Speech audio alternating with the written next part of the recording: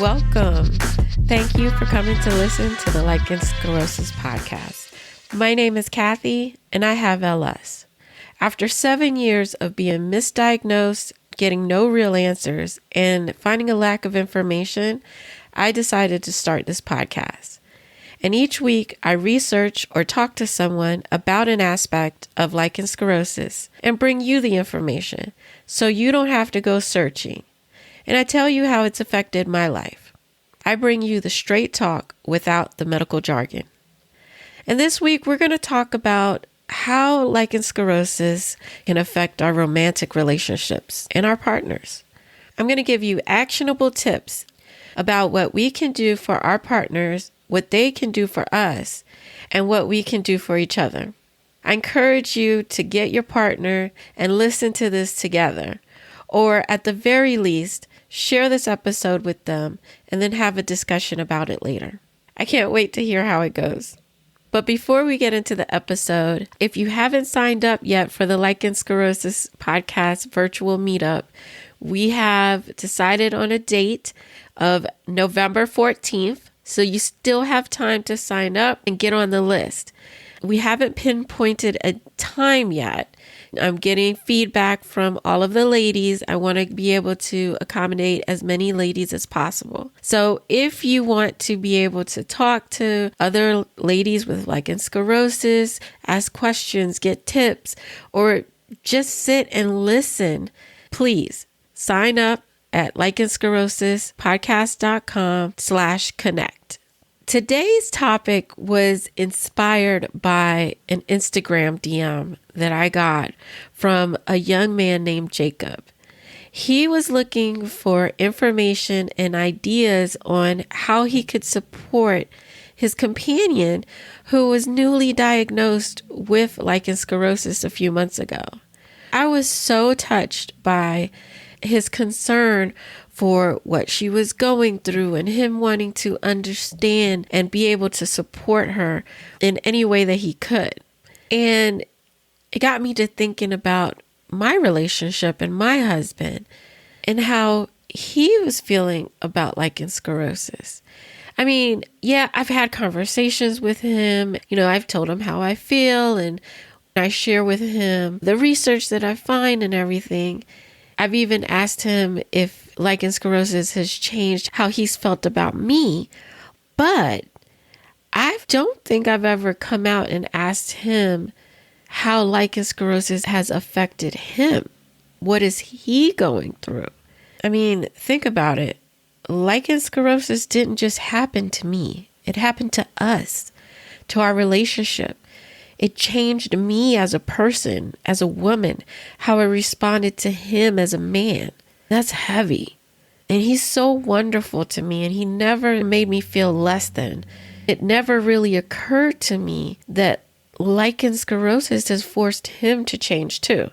And it sent me down the path of research on how we can support each other in our relationship. I really wanted to answer this young man's question as thoroughly as I could. So that's how we got here today. I did a lot of research, and even though there aren't articles specifically about relationships and lichen sclerosus, there is a lot of information about relationships and chronic illness. It still applies to us. Let's discuss how lichen sclerosus can affect our relationships. It's unfortunate, but I've talked to a lot of ladies who have broken up with their partners because of lichen sclerosus. Now, mind you, I don't think the disease itself can cause your breakup, but I think the disease can highlight and magnify issues that are already within the relationship that can cause a breakup. So, like, if there's already mistrust in your relationship, your partner may think you're faking when you tell them you're in a flare and you can't have sex. Or they think that you're making it worse than what it actually is. Or maybe this person wasn't that into you, or they were selfish. And now that You're not going to be the same person that you were before this disease. Now they're not willing to stick around. They're not willing to give up that level of intimacy, or the decrease in sex, or be there for you the way that you need them to. So they bail and they blame it on the disease. On the same token, our personality can change. So if we go down that mental spiral and get into depression, anxiety, low self-esteem, and we start behaving differently, and now this person is like, listen, this is not the person that I got into a relationship with. This is not my partner, my spouse. This is not the person that I fell in love with. And they might give you an ultimatum and say, if you can't change and get your stuff together, then I'm out. And then they leave. All of these are reasons that I've heard of relationships breaking up. I don't think LS is the cause. I think LS is the last straw. But thankfully, there are relationships that do stay together, and relationships that even become stronger because of having to go through LS together. They navigate the emotional roller coasters, the intimacy and sexual changes, the loss of the dream they had envisioned of what their future was. And they create new dreams and new bonds and thicker and deeper connections. And they come out of it stronger than ever. So how do we support each other so that we come out of this stronger and better? Now, a lot of the tips that I'm going to give you today, they don't just apply when dealing with chronic illness. These are tips for any good relationship. To have any successful, healthy relationship, you should follow these rules. They're here more as reminders. If you're already in a good relationship, you're probably following 99.9% of these tips, and this might just be a refresher. So, number one, most important in any relationship is communication. Specifically, when we're talking about lichen sclerosus, is being open to discussing how you feel, what you're worried about, and taking that information in without guilt or expectation that you have to do something about it. Because I think as partners, we tend to want to fix things for our significant others, even when all our partners needs is for us to listen and just be there. They don't always want us to jump up and fix this or give them a resolution. Sometimes we just need you to listen. We just need an empathetic ear that loves us, that's on our side, and that we know is going to be there for us. We don't always need stuff to be fixed.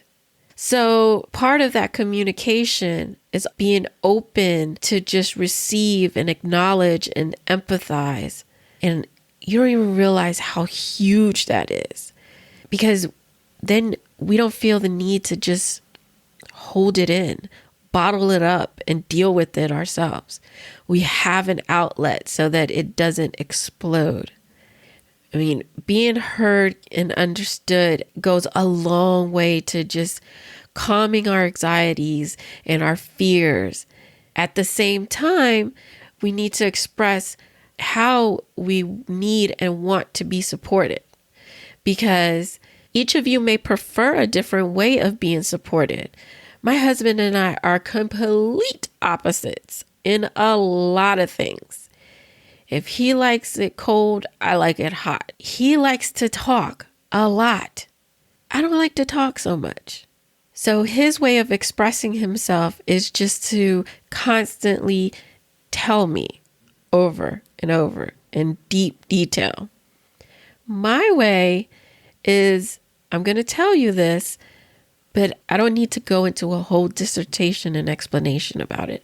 I'm going to tell you exactly what it is that I need, and then we're going to move on. So be clear on how you need your partner to show up for you. Because if you don't, they're going to show up for you the way that they want to be showed up for. And that may not be your way. The second way we can support each other is to be honest and vulnerable. Be honest with yourself. Be honest with each other. Don't minimize your feelings or your concerns or your fears because you think you're going to upset your partner. What you're going to do is set yourself up for failure. And then when you don't get what you need, there's going to be resentment. And it's going to be nobody's fault but your own because you weren't completely honest. At the same time, you don't want to overwhelm your partner if you have a lot of really heavy feelings. Instead of having one long, drawn-out conversation where you just pile on, have smaller conversations and talks where you're giving bit by bit and you're building on what it is that you're feeling. Part of being honest and vulnerable is accepting your new reality. Discuss the changes that are happening with your body. Discuss how that's going to affect your sex life, your daily life. Talk about your treatment plan, your medication. Are you going to be changing your lifestyle? What is your routine going to be? Is that about to change? And also discuss about what can happen in the future.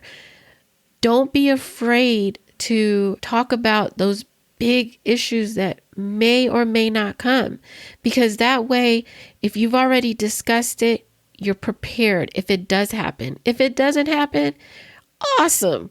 Keep it moving. You ain't got to change nothing.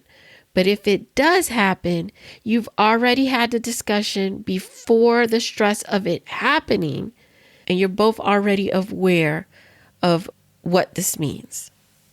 Let your partner ask questions and let them tell you about their concerns. Free of judgment, free of you giving them the side eye, free of the body language that's like, oh my God, why are you not getting this? What is going on? Let them know this is a safe space where they can talk to you, ask their questions, let you know what they're feeling, and they need to do the same for you. You both need to have a clear vision of what the future is going to look like so that you can put up a united front. And number 3 of how you can support each other, maintain some level of intimacy. Keep loving on each other. Don't forget what it is that you love about this person, even though they're changing physically. Keep doing the little things that you do for each other, Keep telling each other that you're beautiful and you're sexy and you're funny. Don't let lichen sclerosus change how you treat each other. Don't let it change how you treat yourself. Like for me, I changed the way I treated myself when I got my lichen sclerosus, which then manifested into my husband changing the way he treated me. So I used to dress up. I used to wear nice clothes. I used to take care of myself and watch what I ate. And I worked hard to get to a healthy weight, to get to where I felt beautiful. And then when I got diagnosed with lichen sclerosus, I let all of that go. Then my husband would tell me less and less that I was beautiful. He used to call me beautiful all the time. And I don't even think he realized that he doesn't do it as much anymore. And for a long time, I didn't even realize he didn't do it as much anymore. But because I'm doing this podcast and talking to you, it highlights a lot of what's going on in my life. So I'm telling you, be mindful of those things. Be mindful of those changes because they will creep up on you. Constantly remind each other why you chose each other. And continue to have intimacy, even if you can't have sex right now, even if you're in a flare or you're fused and you're working on reversing those symptoms. Kiss, hug, hold hands, be physical with each other, flirt, tickle, talk to each other, stay connected. Not only does it keep you connected, but it helps release stress. When you release stress, it helps you reduce your flares. So it's a win-win. Keep the intimacy and it'll help keep those flares away. Isn't that awesome? Now, have sex when you're ready, but don't force yourself because you feel you have to for your partner. If they love you the way they're supposed to, they want the best for you, and they don't want you to have sex with them when you're not enjoying it or when it causes you pain. And B, if they don't care, you shouldn't care either. Protect yourself even if your partner won't. Just saying. And if you can't have penetration sex, be open to trying new things. Be open to doing oral or hand jobs or trying vibrators for clitoral stimulation. Have fun. Experiment with what's pleasurable now. Don't be afraid to talk to each other about these new things and what you want to try and how you feel about them emotionally and physically when you're in the middle of trying them. Keep the communication open. Now I want to talk to the partners. Okay. The biggest way you can support your partner is to listen and ask questions.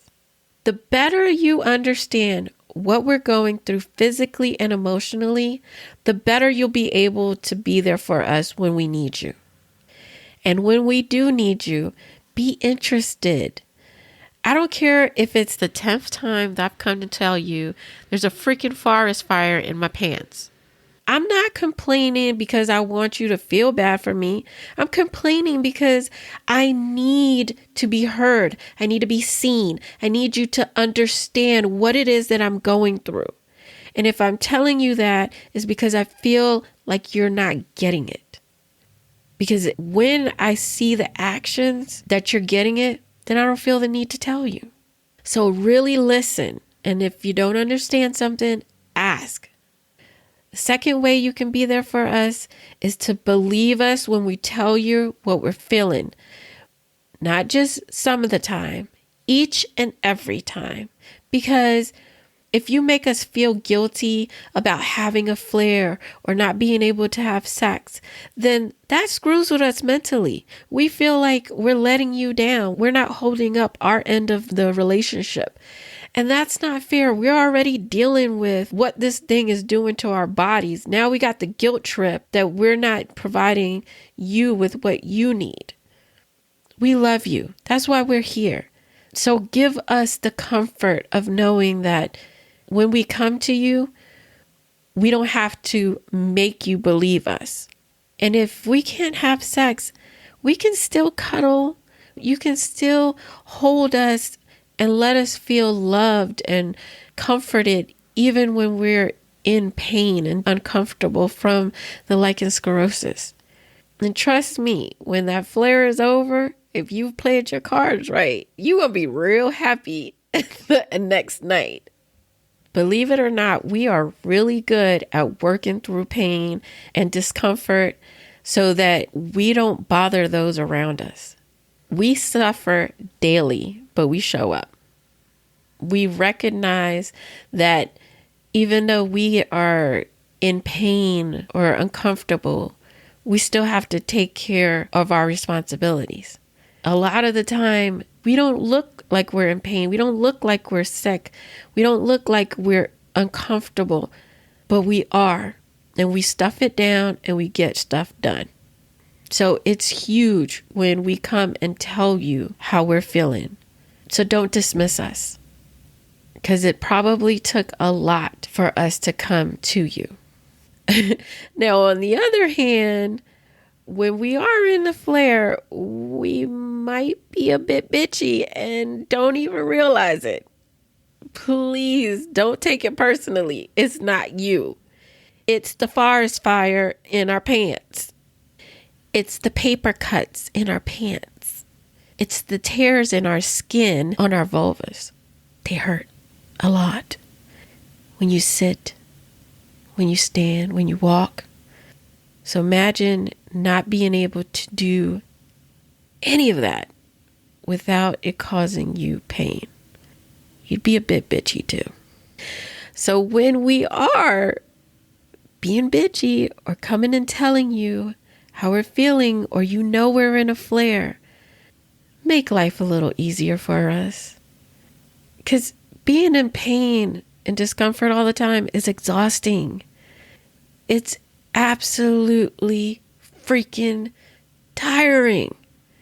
All you want to do is just be in one place, be still, don't have to move, and just go to sleep so you don't have to feel the pain. Understand that when we're feeling this way, we're not going to have the energy that we normally do. So that means you might have to do more around the house. You might have to help more with the kids. Make it possible for us to take care of ourselves so that we can get better faster and we can get back to being the full functional partner that you love and adore and you want to be your helpmate. Sometimes that might mean that you have to bring home dinner so we can go soak our vulvas in a bath. Make it a takeout night. Not only are you helping us in that moment, you're helping us relieve the stress. And if you don't know, stress is a big trigger for flares. Flares are pain, discomfort, in whatever form of symptom it comes in. So if you can help us out, then you're helping us recover faster. And we're going to love you way more for that. Not only do we need you to support us when we're in a flare, we need you to support us when we are making lifestyle changes so that we can stay healthier. So we may have to change our diet. We may have to cut some things out. And that might mean that we don't have dairy products in the house for a couple weeks while I get over the cravings. We need you to support us in this. It just makes our life easier. And trust me, I know it's hard. I don't want to give up my dairy either. But at least you'll be able to go back to it in a couple weeks. I need to stay off of it so that I can show up as my full self for you. Vice versa. If I need to start eating healthier and change my diet and doing certain things, I need you to support me and make me feel like you're there with me, even if you're not doing the same lifestyle change, which would be amazing if you did. I'm just saying. But even if you don't, at least at minimum, support me and help me to achieve the goals that I need so that I can get healthier. The fourth way that you can be there for us is to get educated about lichen sclerosus yourself. Read a book, read an article, watch a video, listen to a podcast, preferably the Lichen Sclerosus podcast. But learn more about what's going on to our bodies and what we're going through, because it'll make it easier for you to empathize with us. It shows us that you truly care because we didn't have to ask you to go and do this. That's huge. And it lessens the load on us trying to explain it to you and tell you what we're going through when we're trying to learn for ourselves and go through it. So help us by educating yourself. There is a caveat. When you do educate yourself, we don't need you to become the health police. We don't need you to tell us how to take care of ourselves. We're grown and we know what we need to do. If we choose to do it that way, that's our decision. It's our body. We appreciate your concern, but we don't need you to tell us. We appreciate that you went out and got this knowledge. And we appreciate that you took the time to learn.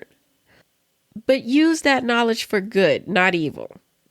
For example, go and buy us a moisturizer or a barrier cream. But don't constantly tell us we need to go and put our treatment on. Mention that there's a new study you saw that might have information that interests us.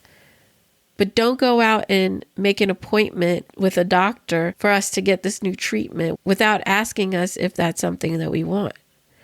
If we're cutting out dairy and you see me eating a chocolate bar, don't tell me that I shouldn't eat it.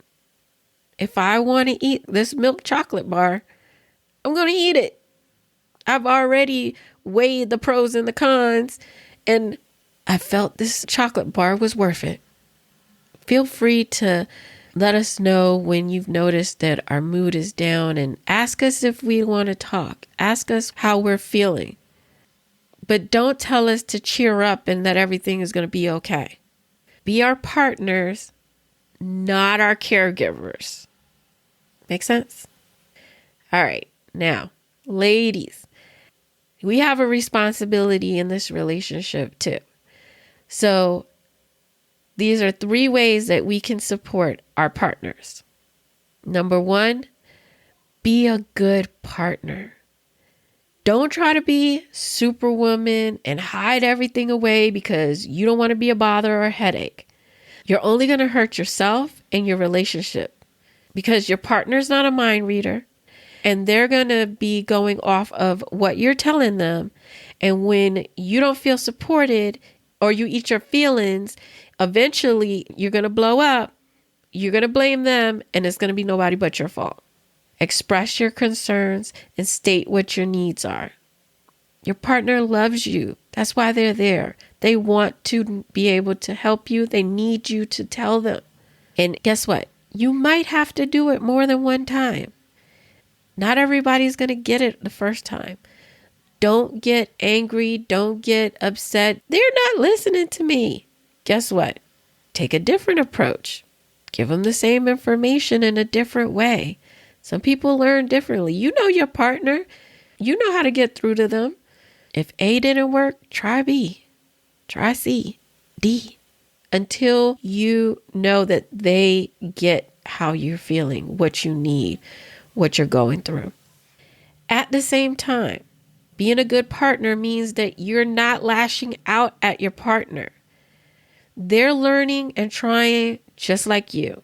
That's if they're doing the previous steps. If they ain't, make yourself heard. All right? But don't expect perfection. They are going to irritate you at some point, and they may do something wrong. But if they're trying, try to find your happy place, calm down, and gently tell them what you need. And lastly, express gratitude for all the effort that your partner is putting in. Even if it's the smallest thing, like they picked up that barrier cream you've been talking about. Thank them. Let them know you appreciate the thought and the effort that they're putting in. And the more you do that, the more thought and effort they're going to put in because they feel validated and they feel seen. Same way you want to be seen, they want to be seen as well. So let's review. How can we support each other? We can communicate, we can be honest and vulnerable, and we can maintain some level of intimacy. How can you as a partner support your lichen sclerosus warrior? Listen and ask questions. Believe us when we tell you how we're feeling. Make life a little easier for us. Get educated about lichen sclerosus yourself, but don't become the health police. And how can we, as lichen sclerosus warriors, help our partners? We could be a good partner, not expect perfection, and express gratitude for all of the effort our partners are putting in. So let me know, did you listen to this with your partner? Or did you share it with them? And did it spark conversation? Did you find a new way to support each other? Do you have other ways that you support each other in your relationship? Please share. DM me on Instagram at Lichen Sclerosus Podcast. Message me on Facebook at Lichen Sclerosus Support Network. Or shoot me an email at Kathy with a K at lichensclerosuspodcast.com. All of the links are going to be in the show notes. I really, really hope that this episode helped your relationship, or at least sparked a conversation, or gave you a new way to support one another. If you know somebody who could use this message, or you're part of a group, please share. You never know who it can help. And don't forget to subscribe so you can be notified when the next episode is released. I hope you have an amazing week, and I will see you next time. Bye.